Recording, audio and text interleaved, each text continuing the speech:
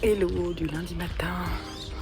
J'avais envie de vous accueillir près de mon lieu de vie, dans un endroit où il m'arrive souvent d'aller marcher et bouquiner en même temps. Là ce matin, j'ai un petit peu de temps avant de prendre le boulot, donc je me fais un quart d'heure de petits chemins près des étangs. Vous avez vu comme c'est joli, j'adore. Et c'est l'endroit idéal pour lire Blackwater. J'ai commencé hier le tome 3. Et voilà, donc on va débuter ce vlog avec ces petites images et cette chouette lecture qui me plaît toujours autant. Et je vous souhaite un bon visionnage et je vous dis à plus tard. Bon, un peu plus tard dans la matinée. Je vous ai pas dit ce que j'allais lire, ce que je comptais faire. Déjà, première chose, ce vlog va courir, je pense, de ce lundi jusqu'à jeudi ou vendredi matin. Parce que ce week-end, c'est un week-end feuilleton EV3, donc on se donne un challenge de lire au maximum ce week-end. Donc voilà, il va y avoir 4 ou 5 jours max de... Ouais, 4 jours et demi de vlog. Je commence, donc je vous ai dit avec Blackwater le tome 3, donc ça devrait être très vite lu, je pense, d'ici demain, je pense que je devrais l'avoir terminé. Ensuite, je suis toujours sur ma lecture commune, mais c'est pareil, ça, je vais pas trop vous en parler. Parce que j'en parlerai une fois que ce sera terminé, mais on en est là, on a lu plus de la moitié. Et c'est franchement très très bien, c'est un gros coup de cœur de cette année. Donc c'est tout ce que je peux vous dire. En audio, j'ai le tome 5 encore en cours, c'est pareil, j'ai pas fini, donc je vous en parlerai pas trop. Après, j'ai pas prévu ce que j'allais lire. J'ai plein de choses à lire pour le mois de la fantaisie, puisque la semaine dernière, dans mon dernier carnet de lecture, j'ai lu un livre sur une semaine, American Elsewhere, et j'ai bien aimé, sauf que ça m'a pris toute la semaine, ce qui fait que j'ai quand même pas mal de catégories que je n'ai pas validées, et pas mal de livres de ma pile à lire pour le mois de la fantaisie que je n'ai pas lus. Donc il y a des one-shots, il y a des suites de sagas. Je vais essayer, je pense, d'alterner un one-shot, une suite de sagas. Donc là, sur Blackwater, de toute façon, je vais suivre mon planning de sortie. Surtout que le 4e tome sort là jeudi. Donc ça, c'est bien, je suis bien. Ensuite, je vais lire un one-shot. Alors dans les one-shots, j'ai plusieurs possibilités. J'ai L'année de grâce, qui est un livre jeunesse, si je dis pas de bêtises. Donc je pense que ça peut se lire assez rapidement. En fait, j'ai plusieurs livres jeunesse. J'ai celui-ci et j'ai aussi Galante de V.I. Schwab, qui est peut-être un peu plus long, mais qui va se lire aussi rapidement parce qu'il y a pas mal d'illustrations. Et il me tente beaucoup. Les deux me tentent bien. Après, j'ai aussi La maîtresse des épices. Et ça, je suis pas sûre de le lire encore. Celui-ci, je le repousse tous les mois. Mais bon, en même temps, j'ai déjà lu plusieurs livres qui ne sont pas vraiment fantasy. Donc j'ai envie de lire vraiment quelque chose de fantasy. Et si on est logique, ces deux-là, bon c'est plus de l'ordre du fantastique peut-être, l'année de grâce, je ne sais pas. Mais en tout cas, ouais, c'est possible que j'aille vers l'année de grâce. On verra quel sera le prochain. Mais vous voyez, je me suis pas encore dit lequel j'allais lire. Après ça, je lirai une suite de sagas. Alors, cette semaine, j'ai un déplacement. Qui dit déplacement dit quand même pas mal d'heures de transport. Ce qui fait que je vais avoir quand même pas mal de temps de lecture. Puis je vais vous emmener avec moi. Je pars mercredi soir et je rentre jeudi soir. Et puis, après, je vous montrerai ce que j'ai lu tout simplement. L'idée c'est pas que je prenne des gros bouquins, donc il faut aussi que j'anticipe ça. Bon allez, je vais vous laisser là et je vous dis à plus tard pour vous parler de Blackwater.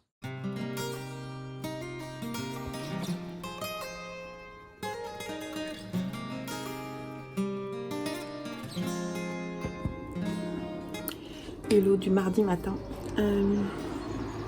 Il fait très beau ce matin, c'est très agréable. Par contre, il y a du bruit.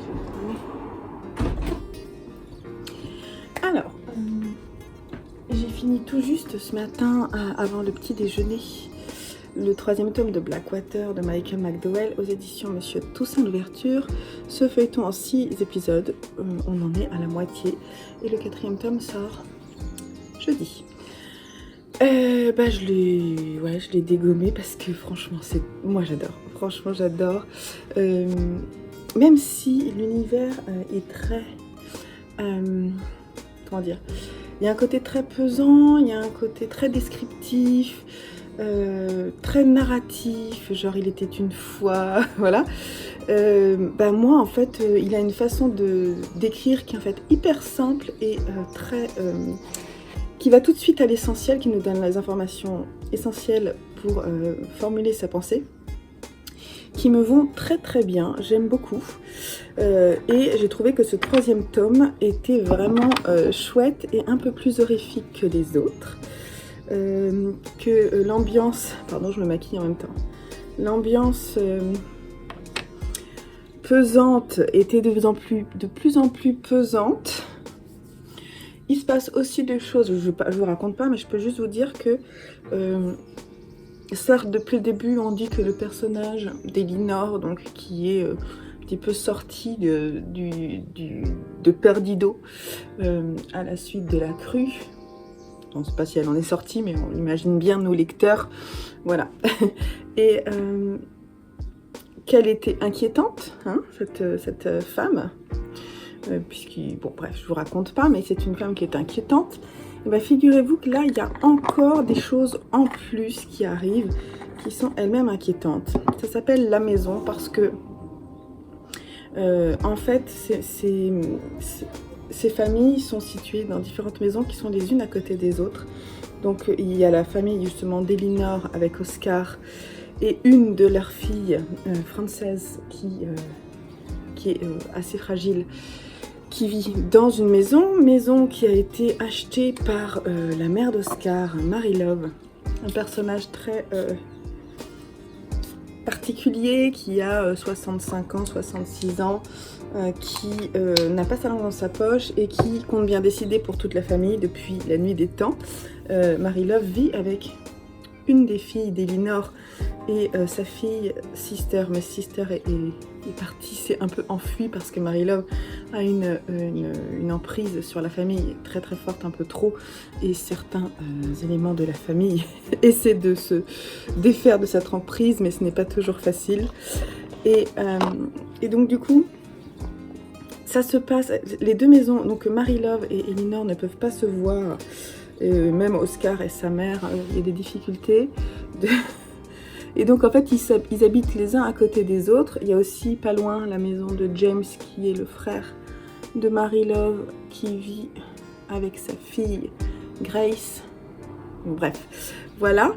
Et donc en fait ça se passe dans plusieurs maisons, mais là particulièrement ça s'appelle La Maison, puisque dans une de ces trois maisons dont je vous parle va se passer des choses très étranges, même inquiétantes et terrible même, je dirais.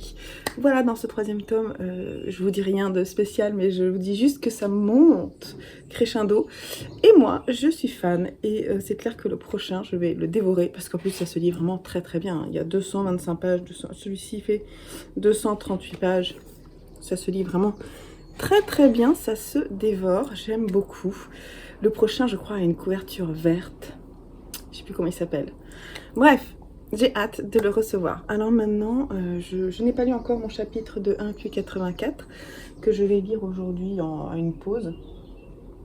Et puis, il va falloir que je choisisse le one-shot que je vais lire, ce que je vous disais. Je ne sais pas. Je vous dirai ça tout à l'heure.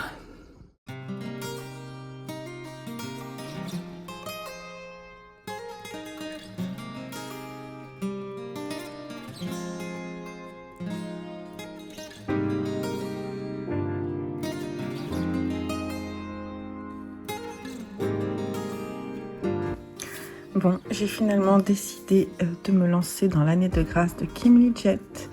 Alors là, il est 13h35, je reprends le travail à 14h vers là. Donc je vais lire les quelques premières pages en tricotant un petit peu. Et je reviendrai vous voir pour vous dire si l'écriture me plaît.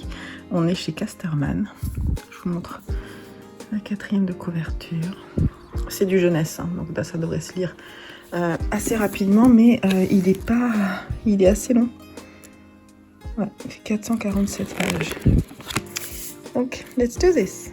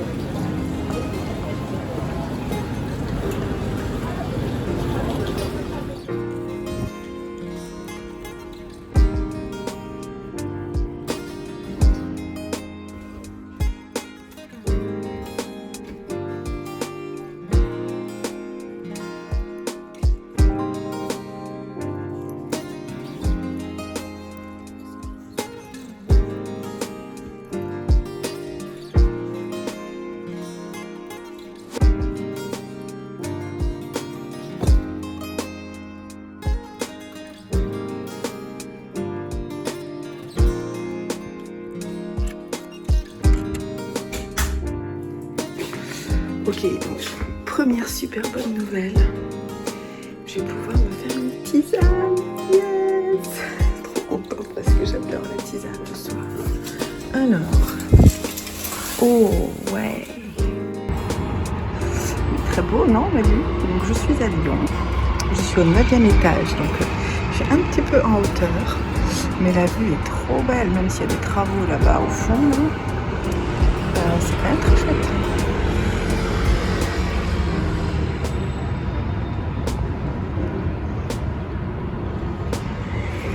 Voilà. Et la chambre. Et la chambre plutôt chouette. La good news, c'est vraiment d'avoir de la tisane. Voilà. Donc je vais ouvrir en grand parce qu'il fait très chaud ce soir. On est pas mal. En fait, je vais être obligée de fermer la fenêtre parce que je pense que c'est des platanes qui est en dessous. Et du coup, je suis un peu allergique. Et ça me fait gratter les yeux. Donc, bon, là, j'adore. Le reflet du reflet du reflet du reflet, presque. Et donc, du coup, je vais fermer la fenêtre. Je vais être un peu obligée, peut-être mettre la clim. Parce que sinon, ça va être compliqué pour mes yeux. Et voilà, donc là je vais me prendre une petite douche, ça va me faire du bien. Et m'installer pour bouquiner, peut-être tricoter un peu, je vais voir. Il est tôt en fait, je sais pas quelle heure il est. 21h18. Donc ça va, j'ai le temps. Et voilà, j'ai l'œil tout rouge en fait. Donc j'allais me prendre une petite douche, ça fait du bien quand on a des allergies. Pour enlever toutes les cochonneries qui sont sur moi. Et j'ai les cheveux un peu verts, c'est trop rigolo. Bon, allez, je vous laisse là et je vous retrouve tout de suite.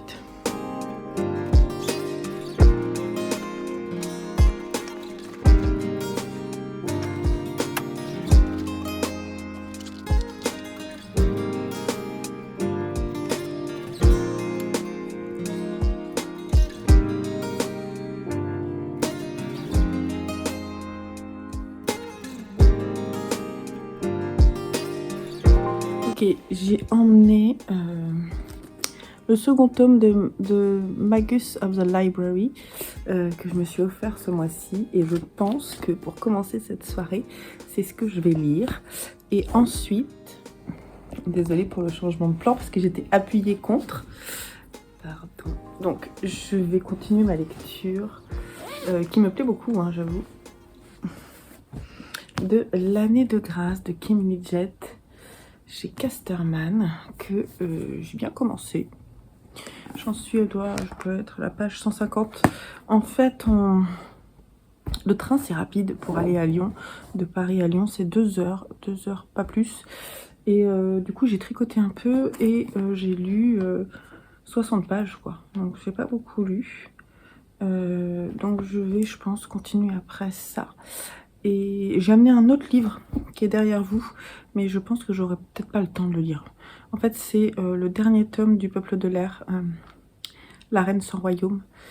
Et du coup, bah, si j'ai l'occasion de le lire, je vous montrerai. Mais l'objectif, c'est vraiment voilà, d'avancer l'année de grâce, parce que j'ai pas envie de multiplier.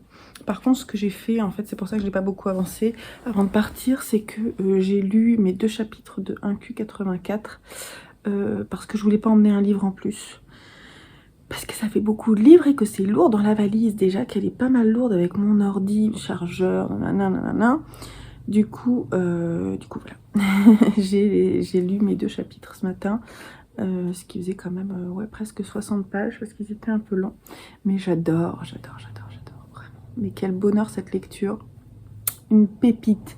Bref, du coup, là, je vais recontinuer. J'ai ma tisane donc, qui est prête. Je vais me faire ma petite tisane et lire The Magus of the Library. Et je reviens vous voir après.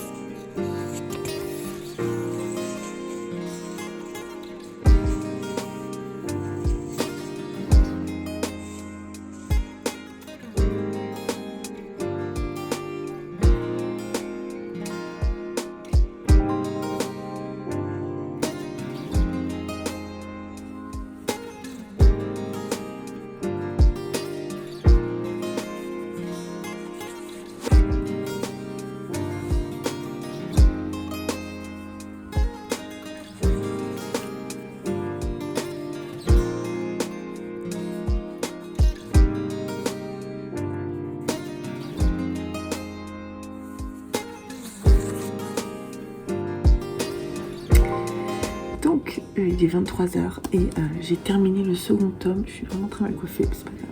J'ai terminé le second tome de The Magus of the Library chez Kiyun Édition.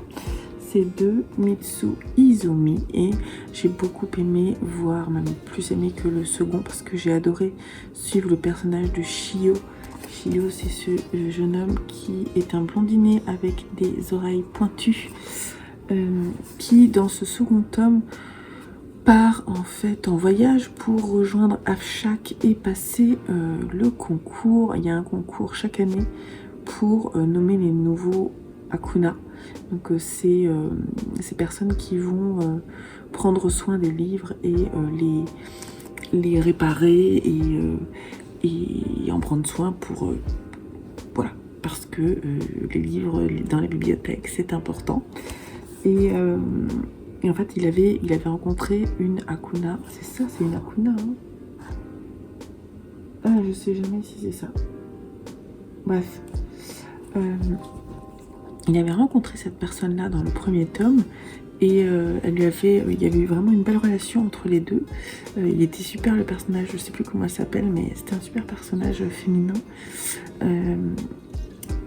Qui lui a donné vraiment envie en fait de devenir à son tour protecteur des livres.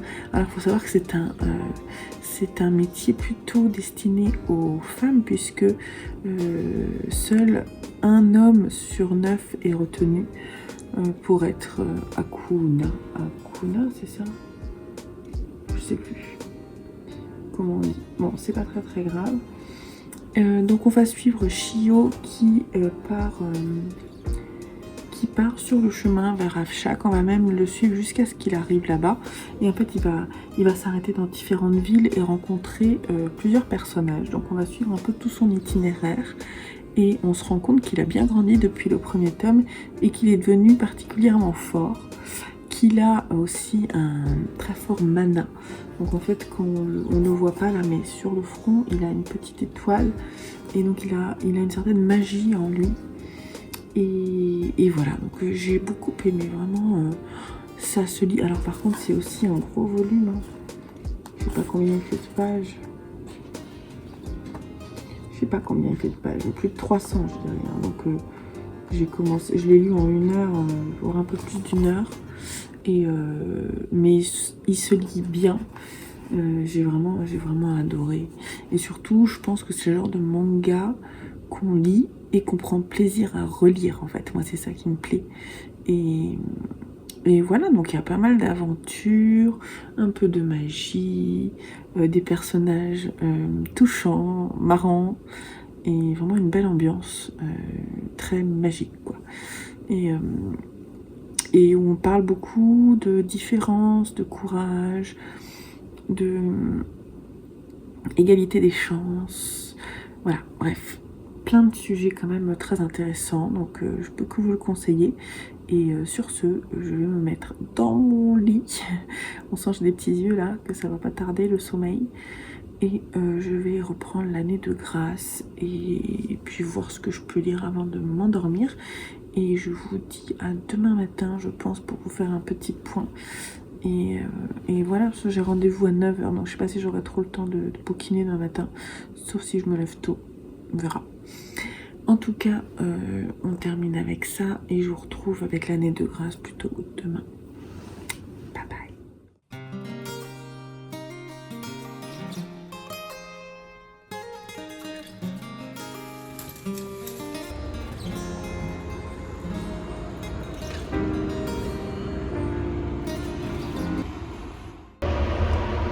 Hello. Il est très tôt, il est 6h du matin. Je suis réveillée depuis un moment déjà, 5h30 je dirais. Et voilà, mais j'ai bien dormi. Donc je bouquine.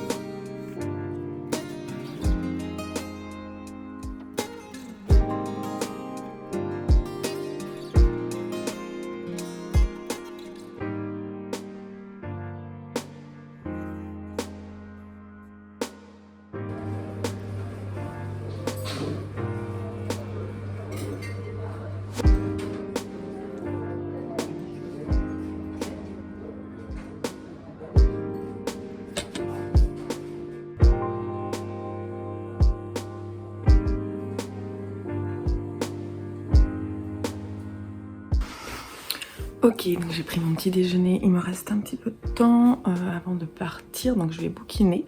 Mais je me disais que je vous avais pas raconté l'histoire du tout de l'année de grâce de Kim Nidjet chez Casterman. Alors, c'est un roman young adulte, si je dis pas de bêtises, voire jeunesse. Mais je crois que c'est young adulte. On va suivre Tierney, qui est une jeune fille qui a 16 ans, et l'année de ses 16 ans, les filles de son village sont en fait estimées comme étant des sorcières, envahies par leur magie très intense, et leur magie en fait ferait succomber les hommes, et donc elles sont envoyées de force loin du village pendant 1 an pour exprimer toute leur magie et s'en défaire et revenir au village. Il y a tout un process, toute une cérémonie avant leur départ pour en sauver certaines, parce qu'en fait il y a plus de jeunes femmes que de jeunes hommes, que d'hommes disponibles plutôt, parce que c'est pas que des jeunes. Et donc ce qui se passe, c'est que certaines sont choisies par des hommes avant leur départ à l'année de grâce. Pendant l'année de grâce, en fait, on leur revêt une... Comment ça s'appelle? Un voile de tulle, et quand leurs parents, leur famille leur met ce voile de tulle sur elles, ça veut dire qu'elles ont été choisies par un homme qui l'attendra pendant 1 année jusqu'à son retour. Alors, donc déjà, c'est assez terrible, hein. Donc elles partent toutes ensemble, et il faut savoir que elles reviennent pas toutes de l'année de grâce, et celles qui reviennent avec souvent des graves séquelles, voire des membres en moins. Des grandes cicatrices, tout ça. Donc c'est vraiment très effrayant. Il y a beaucoup de croyances et de choses qui sont dites et pas dites dans ce village sur l'année de grâce qui s'y passe. Et en fait, on va suivre Tierney pendant cette année-là. Je vais pas vous dire quoi que ce soit. Donc elles partent toutes, hein, même celles qui n'ont pas été sélectionnées. Je vais pas vous dire ce qu'il en est pour elles. Il faut juste savoir que c'est une jeune fille qui est différente des autres, comme d'habitude dans ce genre de roman, on va dire. Elle ne pense pas comme les autres. Son père l'a formée un peu à la garçon manqué. Elle est un peu côté garçon manqué dans le sens où elle sait se débrouiller dans la forêt, elle sait chasser, elle sait faire plein de choses que les autres filles ne savent pas faire. Et elle n'a jamais su se fondre dans le moule de toutes ces jeunes filles de son âge. Elle a un ami dans le village qui s'appelle Michael. Elle a plusieurs amis hommes, entre guillemets, jeunes hommes, qui vont essayer de l'aider, en fait. Mais le truc, c'est qu'après, elles sont loin de tout quand elles sont à l'année de grâce, donc ça va être compliqué. Alors, il y a... moi, ça m'a fait penser, dans l'atmosphère, ça me fait penser effectivement à la Servante écarlate, un petit peu, dans l'atmosphère, avec tout ce qui est obligatoire pour les femmes, les choses qui sont... ces passages obligés qui sont assez terribles, hein, parce que ça veut dire que certaines reviennent après l'année de grâce, donc déjà métamorphosées, voire vivantes, survivantes. Et ensuite, elles sont mariées de force, en fait. Elles n'ont pas choisi leur mari, hein. Elles sont mariées, ou alors elles sont envoyées pour faire des travaux, ou elles peuvent être bannies aussi. Voilà. Donc il ne faut pas qu'elles utilisent cette pseudo-magie dont on les accuse. Et il y a cet environnement un peu effectivement à la Servante écarlate. Ça me fait penser aussi un petit peu à l'histoire, à l'atmosphère du village. Je ne sais pas si vous connaissez ce film, Le Village, de je ne sais plus qui. Je vous mettrai la petite affiche ici, mais j'adore. Comment s'appelle-t-il, ce réalisateur? Bref, je l'aime beaucoup. J'oublie son nom, c'est pas grave. Et c'est un de mes films fétiches. Il y a cette atmosphère-là de choses qu'on cache de génération en génération, des choses qui sont pas dites et que Tierney va découvrir petit à petit. Alors ça se passe sur une année, c'est découpé en saisons et j'en suis au début du printemps. Donc j'ai déjà lu l'automne et l'hiver et voilà, j'aime beaucoup, j'aime vraiment beaucoup. C'est... Voilà, je ne peux pas vous dire plus parce que je veux vous laisser découvrir. Voilà. Mais c'est pas mal, franchement c'est chouette. Donc je vais continuer un peu ma lecture, peut-être arriver jusqu'à l'été avant de partir. Et puis je terminerai dans le train ce soir ou alors en rentrant chez moi ce soir. Voilà, donc on se retrouve un petit peu plus tard. Il fait très beau, il va faire très chaud, je sens. Et voilà. Bon allez, je me laisse encore une demi-heure de lecture. Bye bye.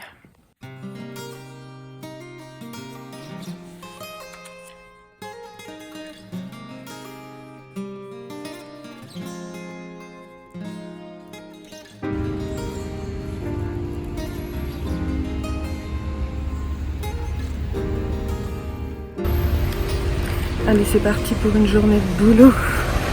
Courage!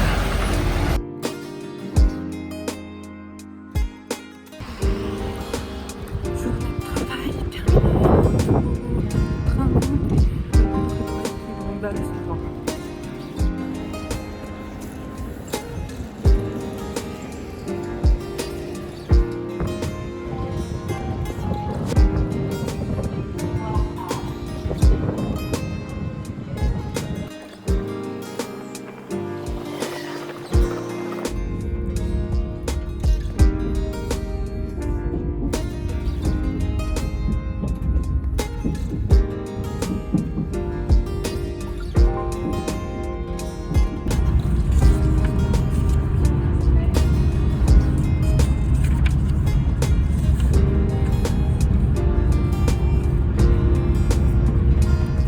Bon, de retour à la maison, il est un petit peu tard, les enfants sont couchés, je suis crevée, je vous montre pas ma tête parce que je suis fatiguée et j'ai toujours les yeux qui grattent avec le pollen. Mais je me suis dit que puisque j'ai terminé l'année de grâce dont je viendrai vous parler demain matin, je vais me faire une petite pause Picobog parce que c'est trop beau. Et donc Picobog, c'est... une BD éditée chez Dargaud qu'on a offert à nos enfants plusieurs fois. Et donc c'est de Dominique Roquès et Alexis Dormal. Et franchement c'est trop marrant. Je vous laisse juste cette planche là parce que en commençant par ça, c'est trop rigolo. Je sais pas si vous allez voir. Voilà, je vous laisse juste cette planche là qui situe bien le personnage et la relation avec ses parents. Et c'est trop marrant. Je vous laisse là et je vais continuer ma lecture de Picobog.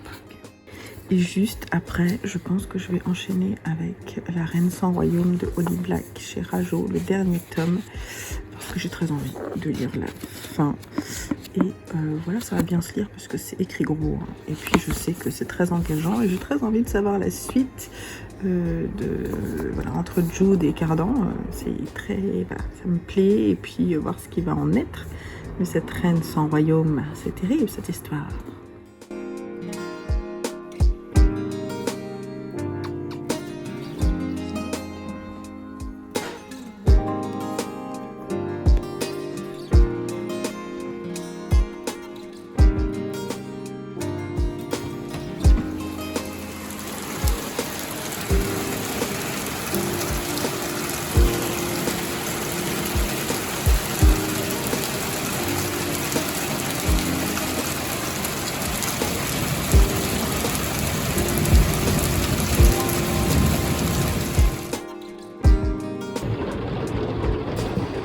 Ok, ce vlog va se clore avec l'orage qui gronde et la pluie qui tombe à torrent.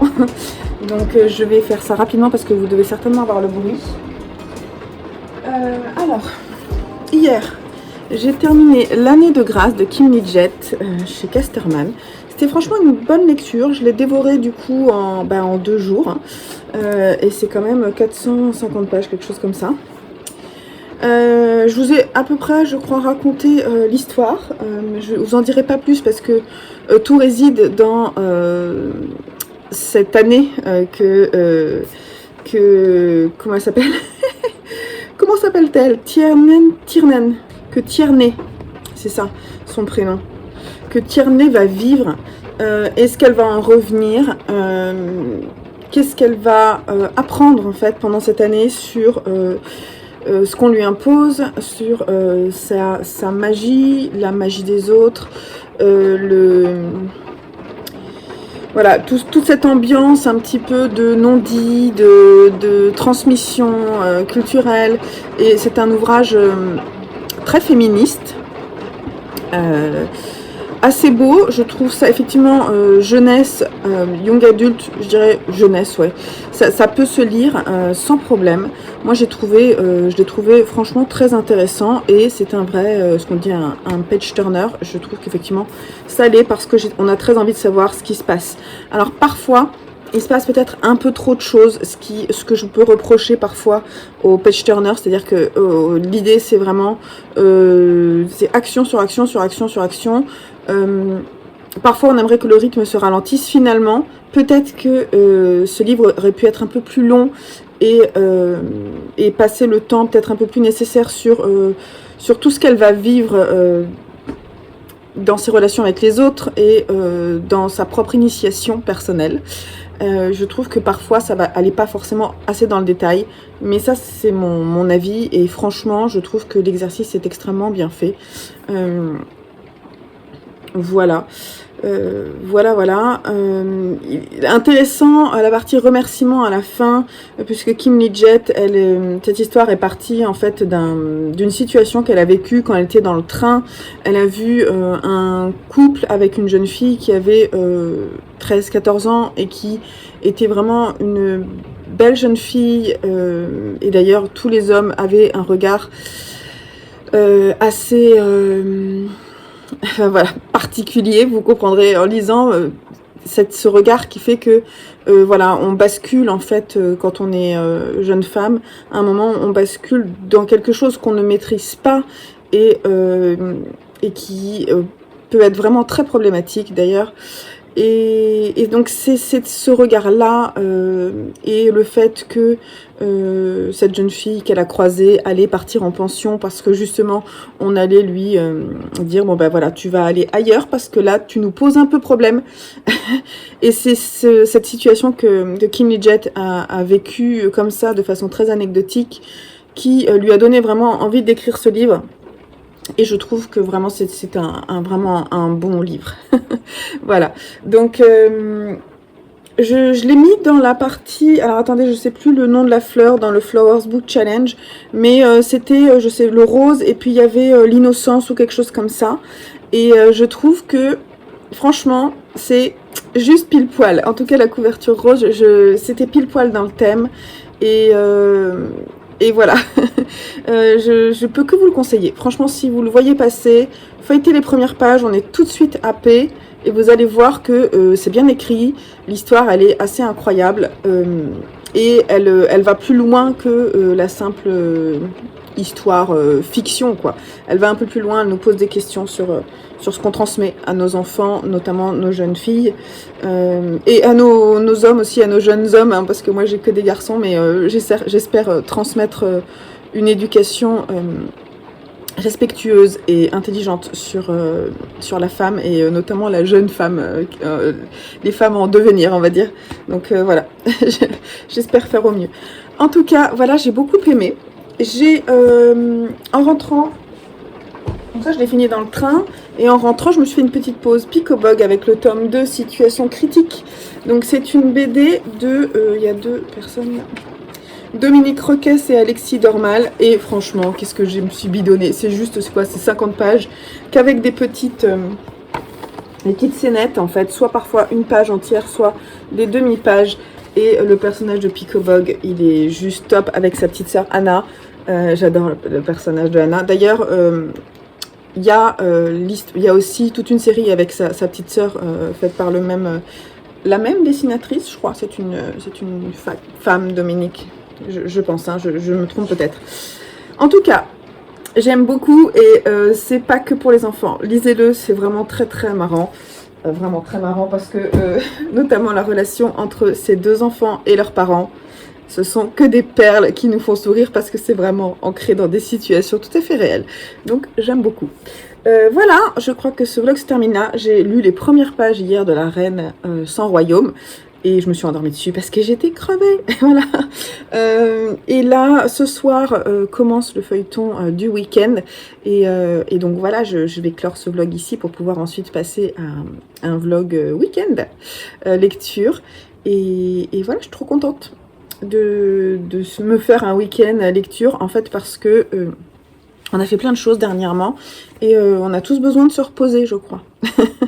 Voilà, et d'ailleurs, la pluie se calme. Normalement, cet après-midi, il pleut pas, donc on va croiser les doigts. Ce soir, j'ai mon fils, un de mes fils qui rentre de voyage scolaire et j'ai tellement hâte de le voir parce que il me manque. Voilà, tout simplement, c'était la petite réflexion maman à vous partager. Et puis voilà, au programme week-end cool, puisque le week-end d'après, c'est un week-end plutôt festif. Donc là, on va se reposer pour pouvoir être d'attaque, pour faire la fête pendant le pont. Et voilà, donc je vous fais des bisous. Je vous dis à très très vite sur la chaîne, assez rapidement. Et puis, bonne lecture. Voilà, prenez soin de vous. Bye bye!